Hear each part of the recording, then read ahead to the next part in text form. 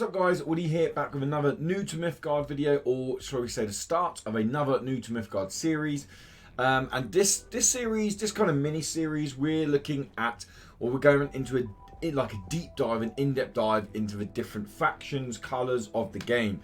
We're going to be talking about what each colour offers in depth, the different archetypes you can build from each colour, what other colours that they marry up with very well. For example, green, yellow, green, purple, all that kind of stuff that goes together very nicely. And then like kind of must-craft cards or cards that I think are very good in that faction. And then looking finally off with different decks. Now there won't be any gameplay in these videos. These are just very much much like these new to Mythgard videos are. They're not so much gameplay videos. They're more to really help people break down and understand some of the in-depth mechanics or offerings of Mythgard. Now, if you guys have played, or if you're new to finding this channel or these videos, and you've played 150, 100, even probably 50 hours of Mythgard, it's probably you're probably pretty accustomed to what I'm going to say in this video. Anyway, you're more than welcome to stick around, but I doubt you'll learn much.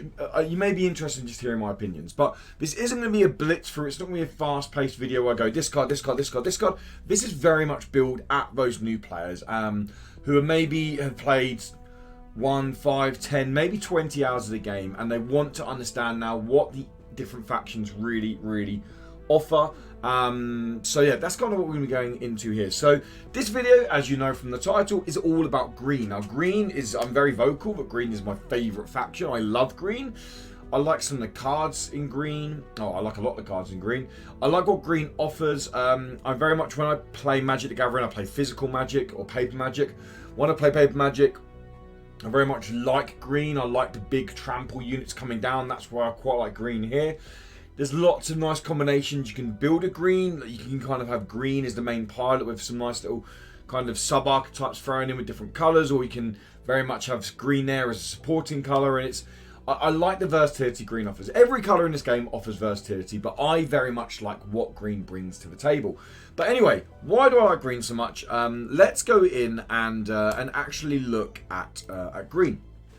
So green here is a faction that is built off mostly witches and spells. I mean, there is an argument to say there's canines. There are canines in here as well. Now, if you're really new to the game, you might wonder what I'm on about. And down the bottom here of a card, you see this is a spirit. This is a construct down here. But you see, as you go through, you'll see there are lots of spells. One here, there's a spell here, there's a spell here. Okay, there's a spell here, spell here, spell here. Now, there are lots of spells. Lots of factions have lots of spells, but green has probably slightly more than others. And they can be very controlling spells. They can really set up a lot. Now, they also have two big kind of unit archetypes, or unit kind of what's called tribal archetypes, shall we say, to play into, and that is canine soldiers. So you have the canines, and you also have witches. So that's not a witch. I thought she was a witch, but she's not. If we couldn't try and find a witch now, over here you have witches as well. Now, as set tribal archetypes, if you're wondering what a tribal archetype is, it's something like the Valkyries. So having a deck for the Valkyries would be classed as a tribal deck of Valkyries. Having a deck for the witches would be classed as a tribal deck of witches. Witches is kind of like 40% to being a good tribal deck. It's a way off. It's not bad supporting. There are a few cards you can have in there that kind of synergize with witches, but there isn't a ton of synergy. I would like to see that's something I definitely would like to see in the future expansion, is really synergizing the witches a little bit further. Canines definitely has some synergy. You see these guys here, Volkov. Pointman has 1/1 for each adjacent canine unit. That's straight up canine synergy right there. Then you have, I mean, all these guys here. Sorry, well, this guy here is a canine. So again, empower with +2 off taking damage. But then you next to this guy has +1 anyway. This is another canine soldier. Back up here somewhere, we had another canine soldier that you can throw into a deck. A nice cheap guy here. Has 1/1 for each adjacent canine minion. So you can clearly see there are some canine synergy. As a beginning player, as a new player, as a budget deck, canine's fine. It definitely runs out of steam as you get later into the ranks. Once you hit probably early golds, canines are going to get beaten a lot, is what I would say there. But that's kind of what the deck's offering. In short, It has 2 tribes, witches, it has canines, it has a lot of spells, it has a great way of spell synergy with 1 or 2 cards we're going to be showing off today. What I mean by that is it has ways of making your spells cheaper. It also has ways of getting your spells back from the graveyard into your hand to replay them over and over and over again. So there can be a lot of kind of spell synergy going on here. It also has the, I mean, other factions or other colours have this keyword, but it also has the Overrun keyword. Overrun, if you play something like Magic, you'll know it's trample. It's like here, so big units with Overrun, meaning that any damage that isn't blocked by your opponent's minion is done to the face. So let's say this is in front of a 3/3. We swing with the Overrun short stag. It will 3 damage will be blocked by the minion. It will kill the minion, but 5 damage will still go through to our opponent's face. It will do 5 damage to our opponent, okay? And you can see Overrun here, Overrun here, Overrun here, okay? There are some big Overruns here, big Overrun minions in this deck. I would say it's probably the deck with the biggest, with the most big units offering Overrun, much like Magic has with Trample, okay? So that's kind of in short what the deck is looking to, or what the colour the faction is looking to offer. So what we're going to do now is we're going to run through, not every single card, but the different mana drops. And go through what I would class as potentially being auto-include. So if you're looking at building green, what I would auto-include and why it would be auto-include. What is a strong card in the right deck?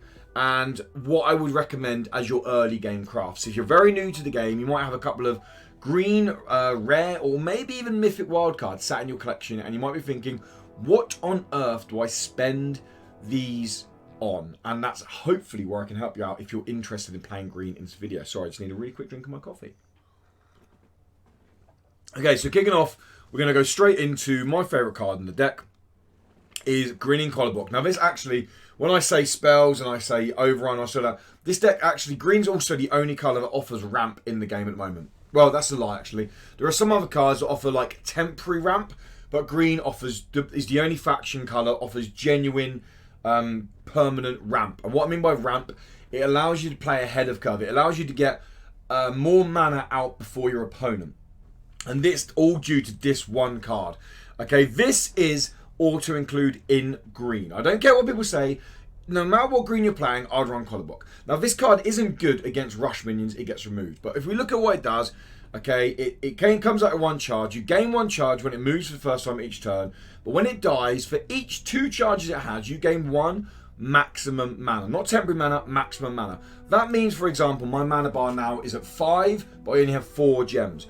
I can now play a 5 cost minion, in mana cost minion, on turn 4. That means I can play something like a Volkov Heavy, a card we're going to look at in a minute, on turn 4. There is not a single minion in the game that can come down on turn 4 and deal with that card. Anywhere in the game. There are spells that can remove it or put it back in the deck. There is not a single minion. That is how devastating this card can be, okay? Now, people will say, oh, it's not great in every single green deck. They're right, okay? It's the same as any card. It's hard to say any card is great in every single deck. But I would always put this into the deck because if you're playing Rush, the chances are, and you're going second, the chances are they have Trapezes, they have some kind of Rush minion that will remove this before you get the charge out. The way you've got to look at it on the bonus side is it's a blocker. You've slowed them down for 1 turn with the Rush minions. Okay? It's not great for you, but it's just, if you get this off, see it as a bonus. Please don't do what I done when I started playing green and start getting very frustrated when you don't find this card opening turn or opening 3 turns. If you get the Collarblock and you get the ramp, it is a bonus. Don't ever plan your game around or your deck building around ramping with this card. Build your deck around what you know you can build into, or what you can play into, what you can draw into, and then have Collarblock there as a juicy little bonus if you can get them off, okay? Now going through, we have an early enchantment we have, which is one that I've played around with a bit more recently, and it's not a bad enchantment. It's a 1-drop enchantment, and it gives you Occupy Minion +1 and Armor 1. Armor meaning that 1 damage will be negated. So if you are 1/1 swinging into the minion, it doesn't do any damage. It's fine, this enchantment, okay? The reason I've clicked on it is because green don't have tons and tons of early game enchantments. They have some interesting enchantments, that's for sure. But this card here is one that I see a lot of people putting in their deck early on. It's a perfectly fine enchantment. If you're struggling with a collection and this is what I will say, if you are struggling with a collection but you want to play green, this is a card I probably would put into my deck. It's an early drop card. It will allow, if you drop one of your big minions down when it comes to turn 7, turn 8, turn 9 onto this, and they have the armor 1 as well as the +1, you're doing 1 extra damage with the overrun, and you're taking 1 less damage because of the armor. So that's a pretty big swing for 1 mana if you're going to go with that, okay? Now, Wake the Bones is I would say is an auto-include card, definitely, but limited auto-include. In terms of, I very rarely run more than 2. I normally only run 1 of this card in the deck. Maximum I normally run is 2. Now this card that basically allows you to go through your graveyard, take a card from your graveyard, put it back in your hand, and play it again. That card does get ephemeral, so if it gets bumped back to your hand, if it gets killed or whatever, it's banished from the game. It doesn't go back to your hand, it doesn't go to the graveyard, it's gone from the game, okay? Ephemeral minions are, they don't go to the graveyard, they don't go to your hand, they're just completely done, okay? But this allows you, if we come down to the bottom here, okay, if we're just talking about mono green for now, it allows you to have the likes of short stags played. It gets put into your graveyard. You can bring for 8 mana, which is not impossible to get to, especially if you've got the Kobold ramp. For 8 mana in 1 turn, you could pull this back out of your graveyard and play it again. They now need to deal with another 8/8 again. Or Ica, they now need to deal with another 10/10 again. Or Zira, they now need to deal with another 6/6, which can get huge again, but I'll get on to that in a minute. Okay, or even like a heavy. I use it quite a lot on a heavy. 6 mana, I can get a heavy back on the board. 1 armor, overrun, 5/5. These are all cards the opponent has to deal with. And it's just a case of, it's consistency with draw in terms of, oh, I draw into this card. Well, wait a minute, I have a choice of what I can play now from my graveyard. Maybe I'm playing green-orange and I want to get card draw, so I pull back a Pair at the Gates, play a Pair at the Gates. That's a 5 mana turn. Now, if you get this card in your hand, early game, burn it. This is a late game card. You're not playing this before turn 5, well, probably turn 7, 8, 9. That's when you're playing this. You need a target in your graveyard to make it worthwhile. Don't be playing this to pull something like a Gallows Boy out your graveyard, or Born Again would be a stupid target, but Gallows Boy or a Pack Trooper out your graveyard. This is for the big minions, because not many decks run more than 2 or 3 big spot removals. They've used 1 already, and you're playing this to bring out a Short Stagger and IQ, the big guys I just showed you. You are now saying to them, have you got another spot removal to deal with my card? If you can, great. If you can't, then you're going to be in trouble. That's what Wake the Bones does, and it's great for that, okay? Now, keep going down here. We've got a card here. Another card that's auto-include is Detained. Now, this is a 2-in-1 card. Detained is a 2 mana card, 1 gem. But when you play it, you get a Deported in your hand, which is a 2 mana, 2 gem green card. Now, Detained gives a minion -2, -0. So it loses 2 strength, 2 attack power, if you want to call it. And it's a mobile, meaning it can't move. It can still attack, but it loses its strength stuff, okay? And you add a Deported spell to your hand. And this returns a minion to its owner's hand. Now, this is great. The Deported is great if you're playing it on something that's ephemeral. So if you play it on ephemeral, it kills the minion. It doesn't bump it back to their hand. If you're close to getting lethal and you need to slow them down, they're top decking, and let's say they're playing green. They pull out a Sappo. They drop a Sappo on the board and go bang. Okay, it's not the best card to give them another go with because it's another spot removal. However, if they're top decking, bumping like a Sappo back to hand if you haven't got a chump blocker or anything like that can mean that they now need to spend all their mana again next turn to play that again. If you can deport this and put out a big unit here and a big unit here, you've got 2 big units on the board. Sappo can only go to 1 of them, but you slow them down for 1 turn. That was a very kind of niche example, but basically the port is great. Ephemeral, it straight up kills, but it slows cards down, it slows decks down. It makes putting minions back to the hand can really slow them down, okay? Something like a Bella, if they play a Bella and they've got it up to like 5 charges and they're about to get the big ability off, just bump it back to hand. They need to spend the 4 mana to get it back out again, or 3 mana to get it back out again, and yeah, it's going to be slow for them to play that card again. So this is a great auto-include card. I normally run 2 of them. There's nothing wrong with running 3. You can run 4 if you're running a spells deck, which we're going to look at later on. But this is definitely a card that you need to be including in your green decks. Now let's keep rocking and rolling and running. Now, an interesting card I want to look at first The first mythic I want to look at is Bella, okay? So Bella right here is a mythic. She's the Witch Queen. She comes out of 3 charges. She's a lurker, so played next to a minion. She can't be attacked. You gain 2 charges, and all of your spells now cost 1 less. So this is what I was on about earlier. The spell synergy with something like Bella is huge, absolutely massive in this deck. Now that is huge, okay? That is hugely important in this deck. It now means something like the ports are now 1 mana. Your Detained are now 1 mana. Wake the Bones, which allows you to draw cards, are 1 mana. Yes, they cost 2 gems, but they only cost you 1 mana. So she's out like mid to late game. You're just playing spells for fun. And I've got another card I'm going to show you later on, which makes it even more crazy with spell synergy. Now, if you get down to... She also has the ability to be quite controlling. So you can spend 1 charge to stun a minion until the end of its next turn. 2 turn stun is... Sorry. The whole turn stun for your turn and stun for the opponent's turn is huge. So 1 turn stun for your opponent is still massive.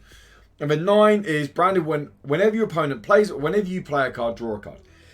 I've managed to get this off twice in my whole time of playing. When you get it off, it's crazy. It's nuts.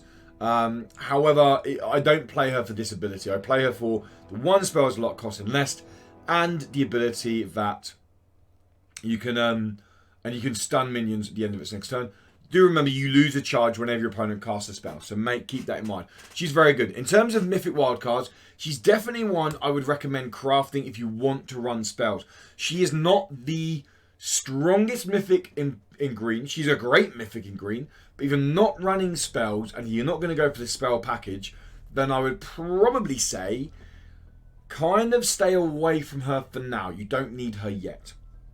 Another card we're going to look at, Hopeless Necromantic. Now the only reason we're going to look at this card is this single card, this 1 card allows a whole archetype to be run with green, normally green-purple, but it can also be done with green-blue, and green-orange, I believe, as well. Is another one people have been playing around with. And that is Reanimate. Basically meaning you put big minions in your graveyard and you play them by turn 3, turn 4, turn 5. And that's all due to Hopeless Necromantic. So when this card dies, it's replaced by the bottom minion of your graveyard, or your graveyard boneyard, and that minion is given ephemeral. So let's say, for example, opening turn, which I'll explain how that works when I show you a Reanimate deck at the end of the video.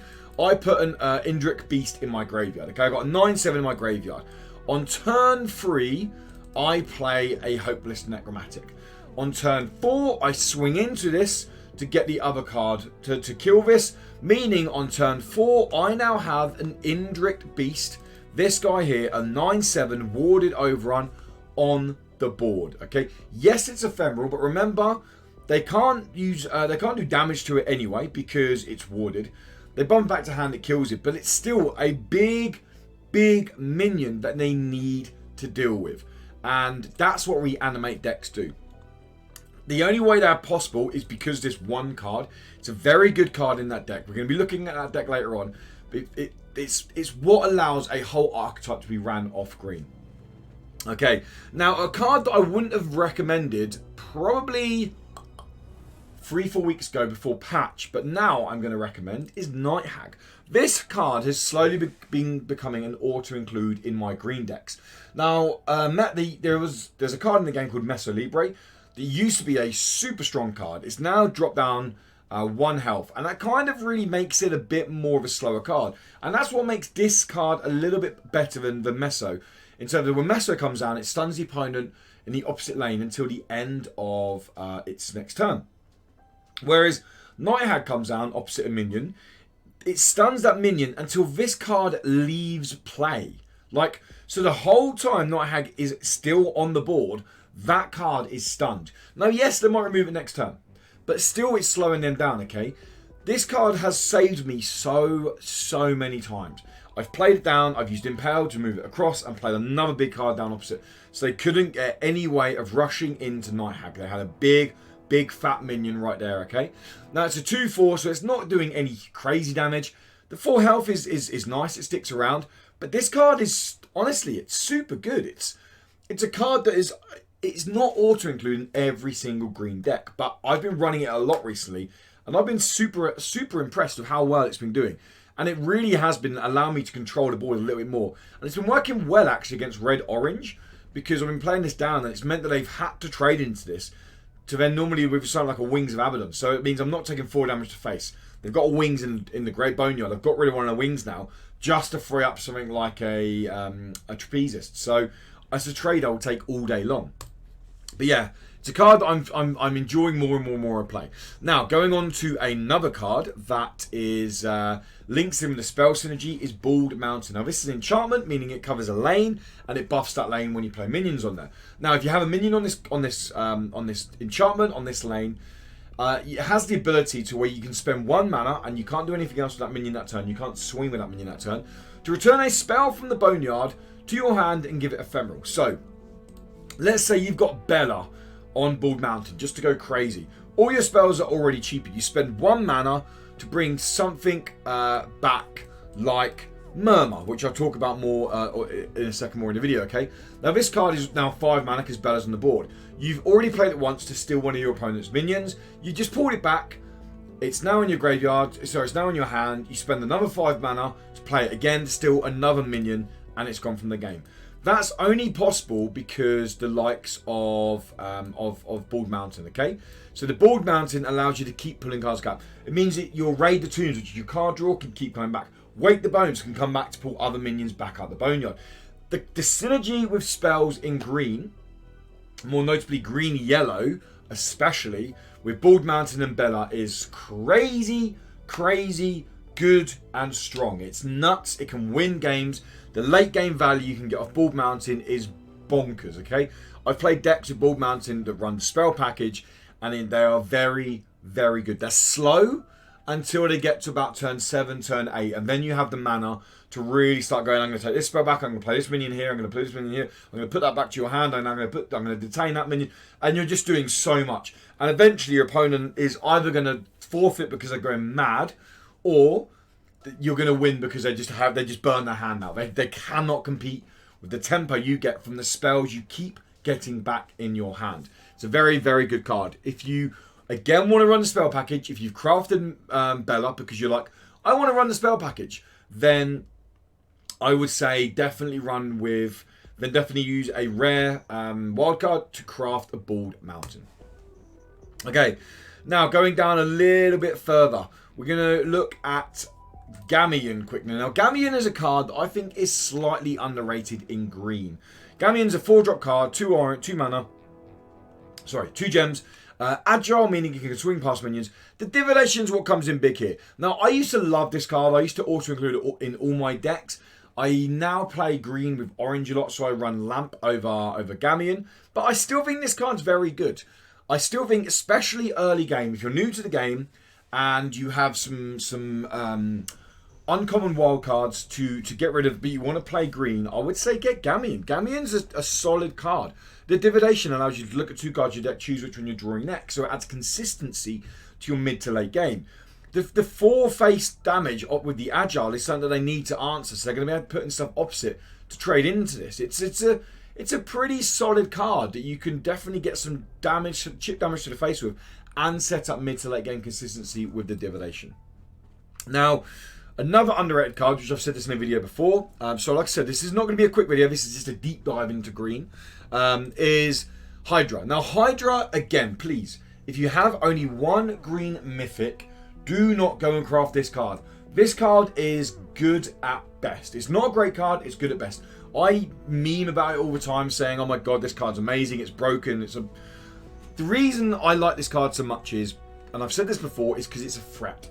If you play this on curve, on turn 4, okay, or if you're nuts and you play it on turn 3 because you managed to get Kobold off, this comes out at a 4-5. Now, every time it takes damage, at the start of your next turn, when it's damaged, it will then fully heal itself and go up to a 6-7. If it does it again, it will build on top of that and go to a 9-10. Sorry, no, an 8-9. Then it will go to a 10-11. It will build up and up and up and up and up. Now, the reason this card is good is it's a threat that they have to deal with. If they leave it on the side of the board, if you get this out turn 3, turn 4, and you leave it on the side of the board, just for 2 turns, it's getting 8 face damage. They can't let you get away with that. If they put a blocker in front of it and you swing into it, they then have to deal with it next turn to take a trade. I don't mind if I take 2 trades against red-orange with 1 Hydra. I'm fine with that. It's slowed their deck down. It's burnt for the hand of 1 card of mine. It's burnt into 2 cards of theirs. If they don't do that, then it ends up getting bigger and bigger and bigger. And all of a sudden, it's going to take 3 cards to trade into, 4 cards to trade into. And then it starts getting really big. And if it gets a clear lane, it can get crazy, stupid, massive. Okay? So this card is by no means an auto-include mythic. If you own it, definitely stick it in your green decks. Play around with it. See how you like it. It's a threat that they have to deal with, but it is not auto-include mythics. Definitely not. Okay? Now, getting close to the end of it. Last couple of cards we're going to look at is Volkov Heavy. Now, this is, if you guys haven't got a full, if you want to play green, you want a full play set of these bad boys straight away. If you're short on collection, you want to play green, throw 4 of these bad boys in your deck straight away. These are like your staple mid-game in green. They are such a good fecking card. Now, 5 mana, 2 gems. 1 armor, overrun, meaning that any damage done over the top is going to go through to your opponent's face. 5/5. These have to get dealt with. Okay, I drop these. If you're lucky enough to get the collar block off, playing this turn 4, it's nuts. Okay, they have to deal with it. Playing it turn 5 is still big. There's almost I can't think of a minion that is a 5-drop minion that can deal with this swing to the face. The only one you could argue at would be even Magnus. Magnus still can't even deal with this because it comes out at 4/4. It does 2 damage. The armor means it only does 1 damage to this. It means Magnus's, which is a blue card that comes down and damages all minions by 2. Even with Magnus's AoE ability and trading into Magnus, this card still stays on the board. And it will still get chip damage through to your opponent. It's a card they have to block, but they block with a chump blocker, as in they put a 1/1 out opposite it. You're still doing 4 damage to the face, and the 1/1 isn't doing any damage to this because the armor. This card is nuts, okay? I normally run 3 of them in the deck, 2 if I'm running, sometimes 2, okay? When I'm playing mono green, I have 3. When I had a smaller collection, I had 4 of these because I didn't have the other cards to really make up for it. These guys are really, really, really good. If you want a full play set of something for your mid to late game in green, then these are your staple mid games. Get a full play set of 4 and put them in your deck right now. They are one of the unsung heroes of any green deck. You'll almost find them in any green deck out there. They are super, super good. Now, going on to some more unique cards. Okay, what we'll do is we go through the 2 staple cards. My 2 auto-includes my 2 best mythics of green. And then we'll go on to some more unique individual cards. So, Short Stag. In terms of what order you craft these, personally, I would say craft IQ first and then Short Stag. That's just my... If you really want to craft something in green and you want to play big boy minions or big girl minions, I'm sure Short Stag, well, Stag does have a gender because it's a stag. But I don't know if IQ has a gender. Anyway, that's a complete, yeah. We are digressing too much there. But anyway, I would craft IQ before Short Stag. That's just my personal opinion of how I would do it. There's no logic behind it. Well, my logic behind it is this brings a minion back to your hand from your boneyard. I always use this normally to bring IQ back, but yeah, it is what it is. So, IQ first. This is a 10/10 overrun 7 mana card that the minion in the opposite lane comes out is defender and immobile. So you can either play this opposite a 1/1. Now it's defender. You play this down. It means they can't play a Sapo opposite this card to remove it. They can't play anything opposite this card to stun it. There is a 1/1 or a whatever card stuck there with defender, with immobile, that you're going to swing through. Now if it's 1/1, you're doing 9 damage to the face next turn with the overrun. That is massive, okay? You could be using it on the flip side to get rid of something big. Maybe they got a Sapo on the board, and it's an 8/8. You drop this down there, Sapo now can't swing. You can trade through, get 2 damage to the face, and remove the Sapo, and still have the potential, if they throw another block minion down in front. Remember, they can't throw a rush minion in front of this because it will go to defender immobile. But they put a 2/2 down, or a 1/1 down again, to block you. You trade through, you're doing more damage. You might die if it's a 2/2, but you're still going to get 8 damage through the face. That's 10 damage done with IQ, and you remove the big threat like Sapo. This card is like a staple in almost any green deck, okay? You've got a mythic wildcard green and you really want to craft green and you want to play just mid-range green, IQ is definitely a craft you need to be looking at doing. And the same goes with Chalk Stag. Again, 8/8 Overrun. Awaken, it allows you to return a minion from your boneyard to your hand. Key thing there, guys, is it's not ephemeral. You're not getting ephemeral on that minion. The minion is coming back and it can go back there and you can use Wake the Bones to bring it back again. So I can pull IQ back once, IQ gets removed again, I could use Wake the Bones to get IQ back again. Now it has ephemeral. I've played IQ 3 times. Most decks only run 3 to 4 spot removals, mostly 2 to 3 actually.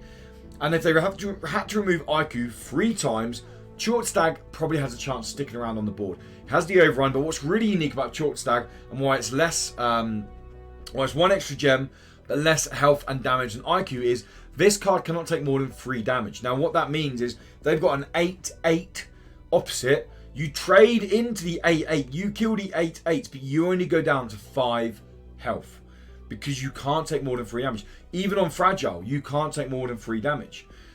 When I'm swinging at you, the overrun doesn't go over the...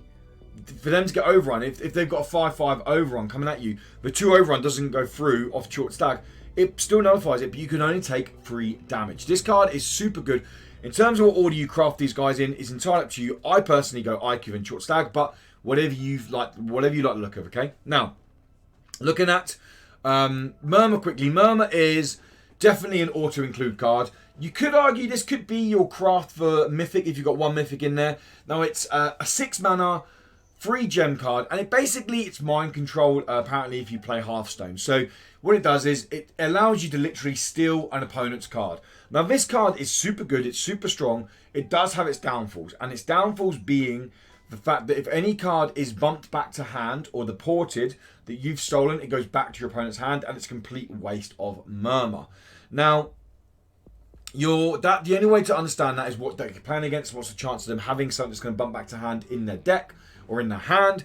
But this card is very, very good. It's one of the best spells in green. People can hate it. They really can hate this card. It's been referred to as cancer. It's been referred to as being disgusting, as being horrible. Yeah, it's please note, unless the minion has rush, it doesn't get rush. So if you steal like an 8/8 from their side and it hasn't got rush, you can't swing of it straight away. You have to then wait. If they can deport it back to the hand, you've just wasted a 6-drop mana card. So this card is super strong. I personally would go with IQ Chalk over this to start with, but IQ is Traitorous Murmur is a very, very strong card. Now, Zira. Zira is a card that when I first started playing this game and I first started playing green, I played a Zira deck and I loved it. It's one of the most fun decks to play. It's very memey. It's very kind of linear.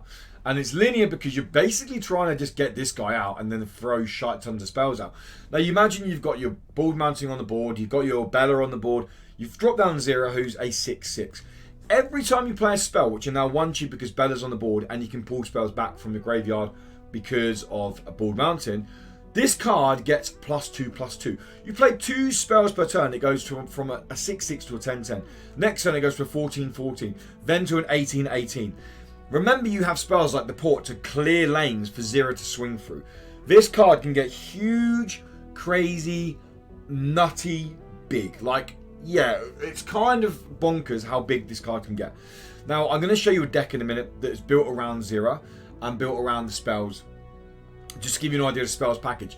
But if you're running the spells package, Zira is your finisher.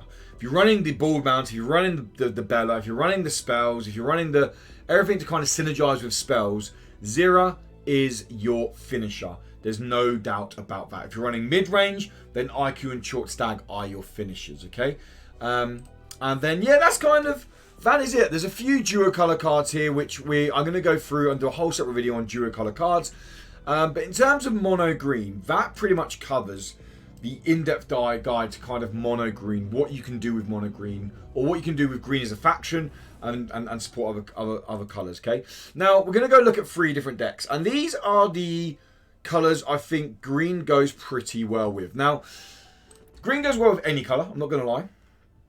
I for a long time played green red. Green red was a really nice nice deck that I played. But I'm going to kick off with green orange. This is a deck I've been playing a lot recently on ladder.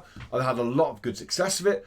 Now the idea of the deck is it's very much a mid-range deck. We have stuff like our Nighthack here to slow cards down, our Hydra. So our mid-game is our Nighthack, our Hydra, and our heavies. We're running 2 heavies, okay? Murmur, Short Stag, and IQ are going into our late game. We look at our mid-game in orange, okay? We have card draw with Perry. We have Beast that is looking to kind of help us gain control of that mid-game by giving fragile to their minions and removing their strength. Temptation and Seals are there for our kind of controls.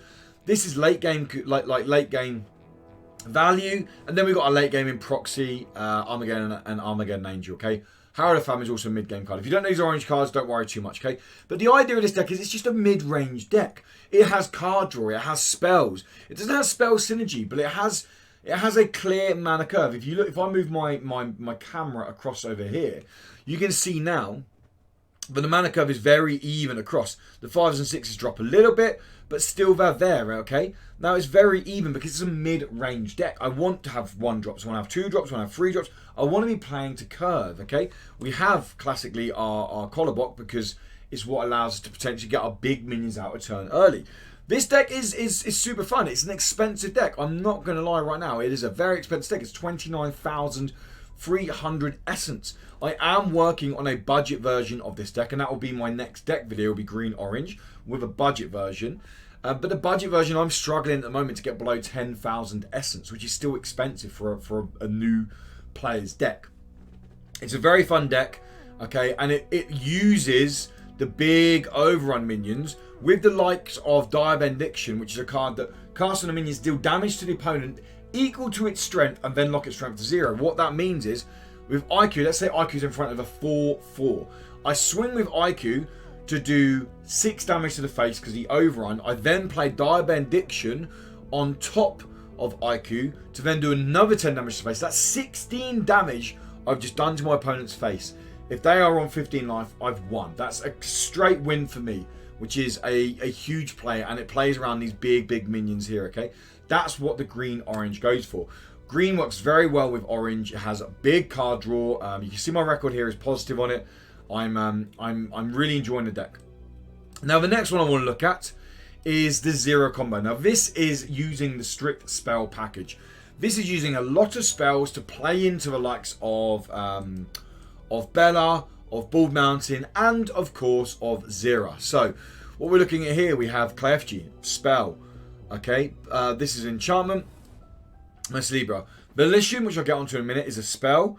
Wonder Drug is a spell. Misanthropia is a spell, but it's not a spell you're going to play when Zira is out. However, it's a spell that links with Bella, and it's a spell that links with Bald Mountain. Revelation is a spell to draw cards. Harvestar and Sapo are both just big control minions, okay? Then you have 2 overkills.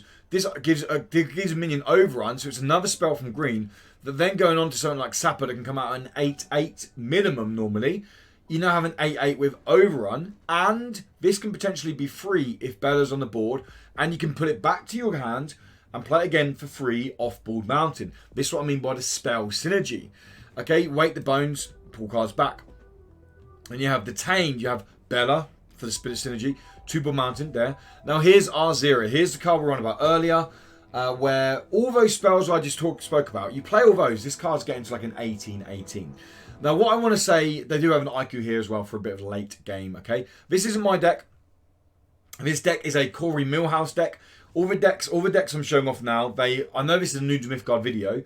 They're expensive decks, but I will link them below, because what you can do is you can still import them into your Mythgard client.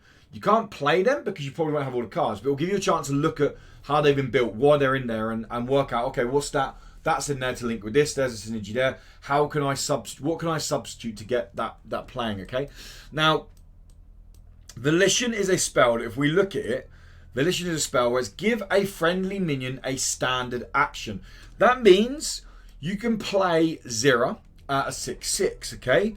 You've got Bella on the board. Volition now costs 2 mana and is only 1 yellow gem. So for 2 mana, 1 yellow gem with Bella, you can play it on Zira. Zira's now an 8/8 and swings with Rush because you've given it a standard action.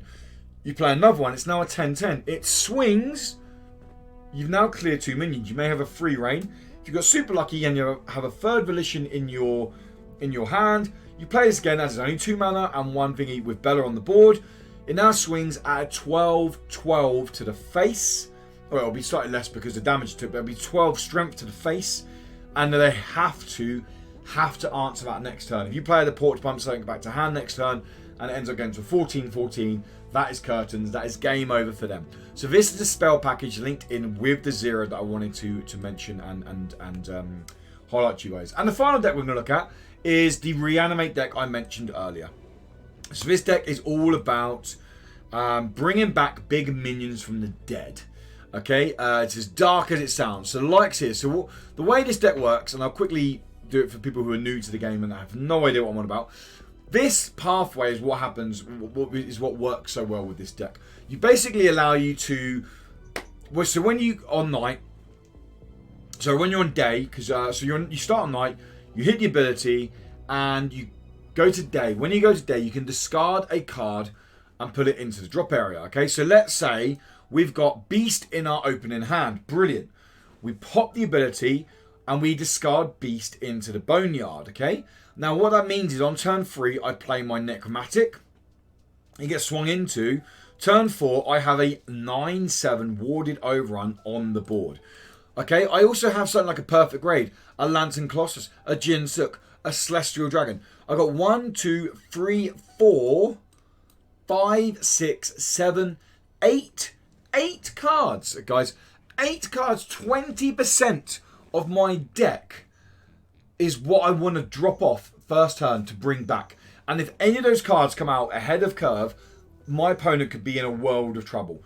That's how Reanimate decks work, okay? They look at getting this killed to then bring back other cards. Now, there's an element of RNG in these decks, as there are in any deck, in terms of you need to draw into your Necromatics, you need to be able to find your Necromatics to be able to play them, to be able to trade into them. But anyway, this is what a green-purple Reanimate list looks like. Now, you can not easily, but you can definitely substitute these out to make it a lot cheaper if you want to play this at bronze with a smaller collection. For example, you'll play Terragons in the purple, and you just put more Lantern Colossus. These are uncommon cards, same as Terragons, which are common cards, and you just drop the mythics out of here, okay? Same goes for the greens. You'll just play, you'd probably run 4 Volkov Heavy. You'd still run the beasts, which are rares, and I get rares are expensive when you're starting your collection, but you wouldn't be able to play the mythics unless you obviously had 1 or 2 of them. But Reanimate's definitely a deck I recommend playing around with. It's a fun deck. I'm not a huge fan of it, but it is definitely a fun deck to play. But that is going to wrap up this video, guys. Like I said, the idea of these videos is to kind of take new players on a deep dive into each colour's faction and what they're trying to do. So just to kind of round it up, green is your big minions that you slam down on the board. They have overrun, so they put blockers in the way. They're not good enough. They need to be spot removals on them, and you get the overrun through. Or you have a whole spell package to build into to constantly get value with replaying spells over and over again. Or you have the Reanimate package with the Hopeless Necromatics. But that is the video, guys. I hope it helped you. I'm sorry there's no gameplay, but people seem to like it when I really break down some of the stuff in the game. So hopefully you found it helpful. Next up, we're going to be looking at orange as a colour, and over the next 2 weeks, I'll be doing every single colour going into the new year. So it should, like I said, these are designed to help new players out. If you've watched this video for 45 minutes and you're like, I didn't learn anything from this, I'm very, very, very sorry. The idea was for new players to kind of show them what green is, what green offers, what cards offer, what archetypes are on offer, and what they can build into, and recommend some cards they want to be including when they haven't got a full collection. But anyway, guys, that is going to wrap it up. Thank you so much for stopping by and giving up your time. It really does mean a lot, guys. If you like the video, then give it a little like. It lets me know that you like this New to Mythgard series, or you like this kind of mini series inside New to Mythgard.